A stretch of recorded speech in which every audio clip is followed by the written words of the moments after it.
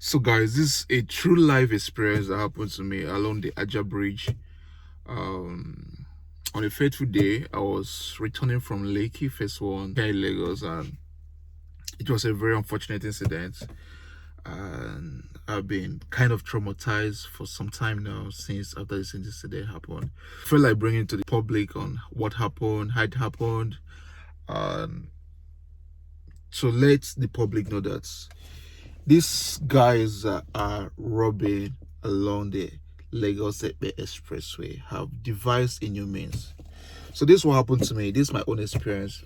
So this early morning, I was driving down from Lekki to Shangotedo Azix. So just as I was driving down the bridge, I was, coming down the bridge, I saw two delivery guys. Two guys flanked me. One first drove past, and I saw the way he drove, and I've had a broken side mirror before because of these delivery guys, and I have to caution him. I said, guy, the way you're driving, make sure you don't hit my mirror. If you hit it, I will deal with you. He told me, Oga, no vex, Oga, sorry, and then he passed. This was on the bridge. Now, as I was coming down, and that one flanked me by my left side, driver's side, and I turned again. Guy, what's up? What's wrong with you guys? As I was talking, another bike hit me from behind. Out of that anger, I came down from the car to come and check what happened. So as I was shouting, what's up? Why guys? Are you guys crazy? What's wrong? That was how the first guy that tried hitting the first side mirror came down. Surprisingly, he was with a gun. The second guy was with a gun, and then the guy that hit me at the back was with a machete. The next I heard was, come on, enter your car. And then the two of them flanked me. Now, this stuff happened around 6 a.m. The site where it happened was just like 2 minutes. Like, look at the Ajiwe police station. That's this at Ajao. Look at Ajiwe police station. And this guy, when they told me to go inside, I said, I'm not going anywhere. They want shotgun. Bah. When I heard the gunshot, that was when I knew that, okay, these guys are serious. I cooperated. That was where they pushed me inside the car. One entered the front seat, the passenger seat. The other one entered the back. Their bikes were all packed, beside. And then cars were passing. People were passing on the opposite side. For those that converse with the Aja bridge, that early in the morning, those that are coming from VI Lekki down, to Aja, there is lesser traffic, and then the traffic is going towards Lekki VI for those that are going to work in the morning. So people were passing at this stuff were happening. So the first guy that the guy that was seated by my side, asked me for my phone. Then I brought out my phone. Funny enough, my laptop, was at the back of my car. And then they asked me, which other laptop do you have here? I said, this is the only one I had. Then they slapped me. I said, it's the only one I had. Then they carried it. Then I usually hide my phone here, because I've heard of some experience of robbery attacks. If you're keeping phone here anywhere around you, I usually hide my phone, by the driver's seat. So the guy asks, where's your other phone? I said, okay, no get another phone. Funny enough, that was when I had this alert, not alert, sorry, this notification from a forest group I joined, that they send signals every morning. So it happened when they saw it, when they heard the alarm, and when they heard that notification, that was how they checked, and then they saw the phone. They landed me another slap. What's the password? I took the phone, gave them the password for one phone. The second phone, I gave them the wrong password. They tried it didn't work. They slapped me again.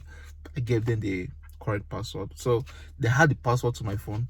The last thing they did, or the second to the last thing they did, was to open my bank app. Now, this experience I had, I was able to learn 2-3 things. Okay, let me continue with the story. So they opened my bank app, asked me to input my PIN to my bank app, my mobile app. I put it in. They checked.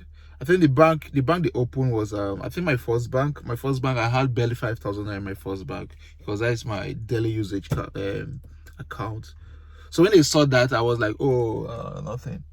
Now the bad thing I did was that my other accounts, I used the same password, for all my accounts. I regretted that. Let me say the story. So that was how these guys took the phone, the laptop. They asked for the password. I gave them the password, and then the worst of it all is that they zoomed off with the car. Now as this stuff happened, I was still feeling like it was a dream. Like this can't be happening to me now. Now I did dream. So everything cleared in my eye when they zoomed off with the car. I was left without a phone. I was left without a laptop. I had nothing on me. Nothing at all. So what was my next point of action? Okay, as they zoomed off, there were some guys, some bus drivers, that were around. They ran away when they heard the car, the gun sound. So these guys came out. But what to do? They more pursue them. I didn't even know what to do. To me, I even thought that these guys were part of them and all those things. So I told them, no, I'm just going to the police station to report. So I went to the police station to report. By the time I got to the station, man, at the gate they told me I should wait so that the person that's supposed to take, that the guy that's supposed to take my statement is not around. So that's how I stayed with you around 7:38. That was when a man came and told me, oh, come on, that's what happened. I should tell you the story. What happened? And I narrated the story. Then one lady came, oh, now where they shoot that gun for?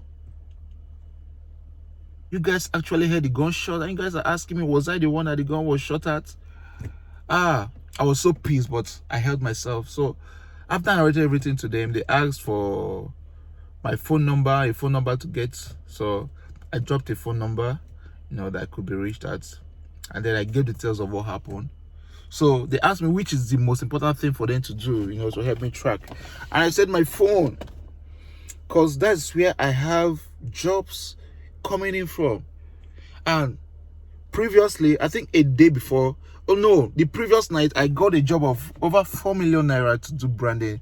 That's the total money for the branding, print, and everything. For those that are into branding and printing, they will understand what I'm talking about. This job came in the previous night, and I was shocked. I told him, I need to get my phone so I could get my WhatsApp, get the details of the job and see how I can finish it, because I believe that after the job I'll have some cash in me, to replace what have been taken from me.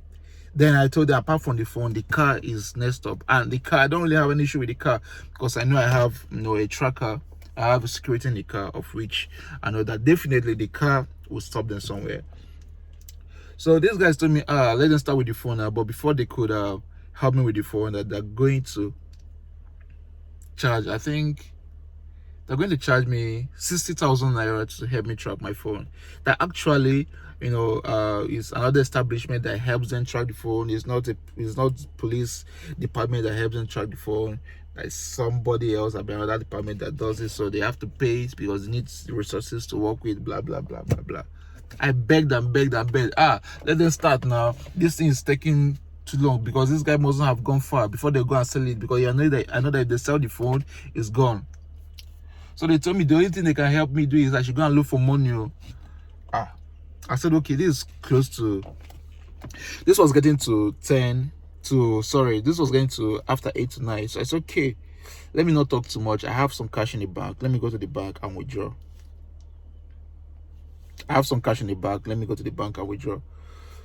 So that's how a kind policeman then gave me 200 naira for me to go to the bank. So from my job, I entered a bus going to Kota shopping complex, because that is the closest bank to me there, So that's how I got to Kota shopping complex. First of all, I went to the first bank to withdraw, and when I went to the counter, I put in 100,000 naira for withdrawal, and then I was told insufficient funds. I couldn't understand at the first time. I was like, what's going on? Then I told him I want to see my account statement, my account balance. So I told the guy, please, Baba, I bet my son merge the account. It returns 000. I was like, what's going on? By this time, I might haven't gone to the robbery. I thought that, oh, these banks, they're back to the normal stuff. So I went to the second bank because in a quarter shopping complex, we have like 4 or 5 banks. So I went to the second bank where I had my major savings. I said, okay, anyhow, let me not even waste time. Let me go to where I'm sure I have money. Later I can come back to this bank and then know what happened to my money. That was when I went to that bank. I don't want to call any bank name, so just follow the story. So that's how I went to the bank. And then when I went to the bank, the same thing happened. I requested for 100,000 and I was told that I don't have enough cash in my account. And I asked them, what's going on? I had money in this account. At least I know that I have over $1 million in this account. Let me see what's going on. Then they showed me and they told me that a withdrawal request was made on this account few hours ago, like in an hour ago. That was when it dawned on me that, oh, these guys have moved my money. Then I went to my company account where I had like 4.6 million naira that was sent in for a job. I had some other money there. So in total, I was expecting something like 5-6 million naira, to be in that account. So when I went there, I was told the same thing, that a withdrawal or my account, that I didn't have money in the account. That's like a debit request. A debit was made on my account in the last 30 minutes. God,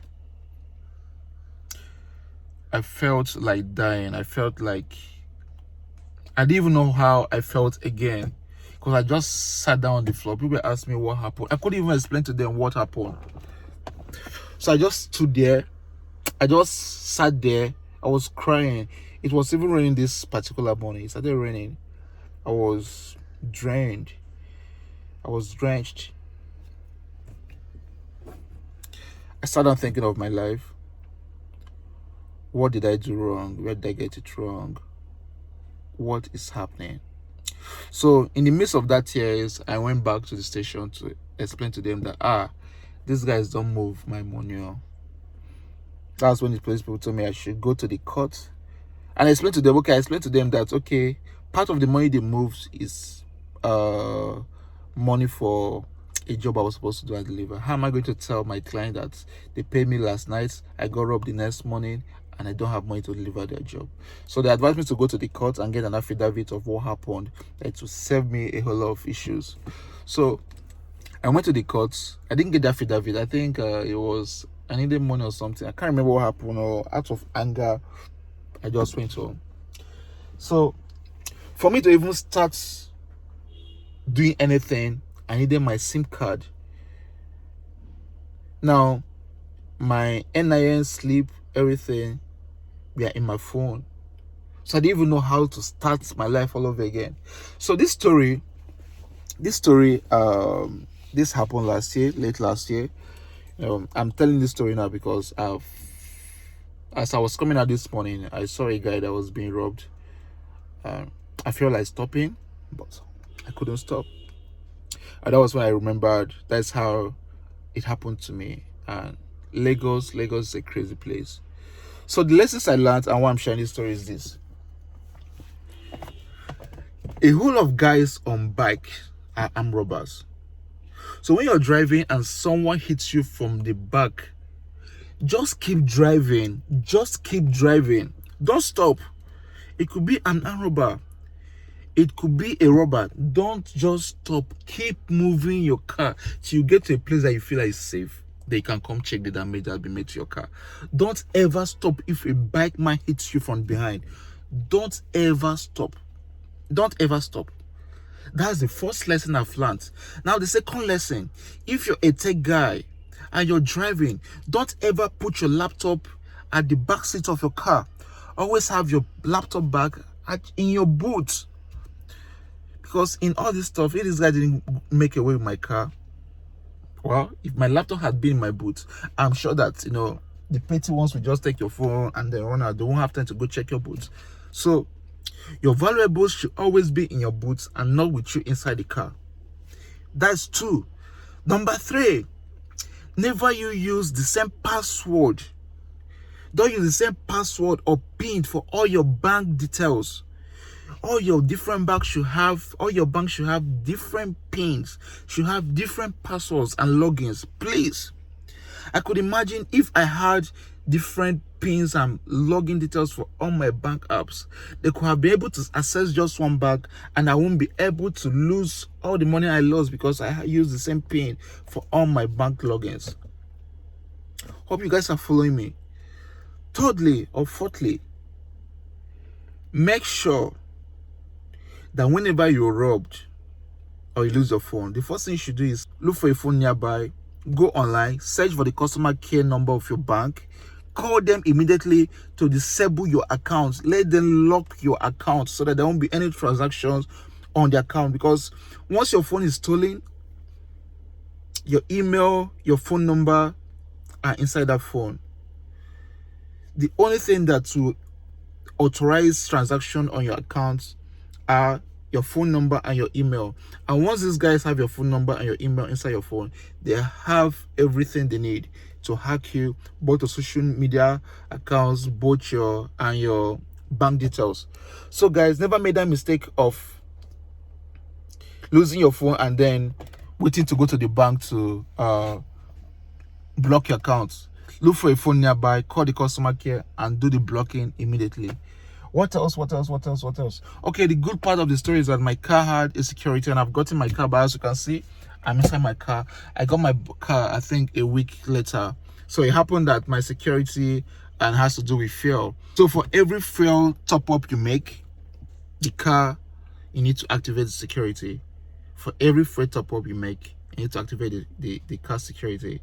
So the story of how my car was gotten back at Ojota on the mainland, Lagos. So it happened that the car was abandoned in a filling station. They must have topped up and the car have refused to come on, and then they abandoned it. So it happened that the filling station had to report to the police that this what happened. And luckily for me, I've lodged a complaint in the station. I think they have made a statewide publication of that, you know, through their memos.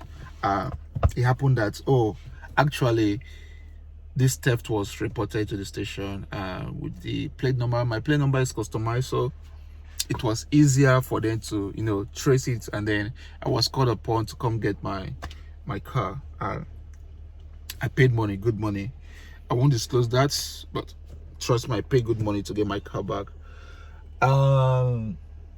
For my phones, my laptop, I wasn't able to get anyone. I lost my Instagram account because they were able to log in, they changed my password and everything. But luckily for me, I've gotten everything I lost. I've gotten everything, and I thank God for life. I thank God that what happened didn't take my life. I thank God that what happened didn't cripple my business. I was able to bounce back after, you know, after some months. I was able to repay the debt, you know, of the money I was paid to print and deliver. I was able to repay the debts. I was able to deliver the job too. By God's grace, people helped me. I bounced back. I'm just, you know, trying to bounce back, save back, you know, do the thing I'm supposed to do for my life. So I decided to share this story because I know a whole lot of persons, you know, have experienced this. A whole lot of persons will still experience it, because the security on our road is nothing to write home about. I'm not trying to talk down on our police officers, but then majority of them on the road are after money. So everybody have to be security conscious.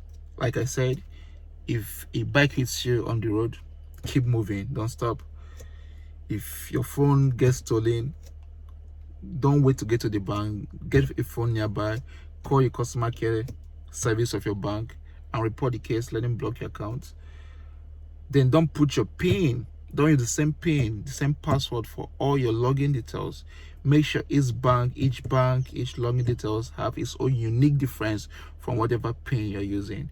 So guys, this is my story, this is my Lagos story, and please be safe out there.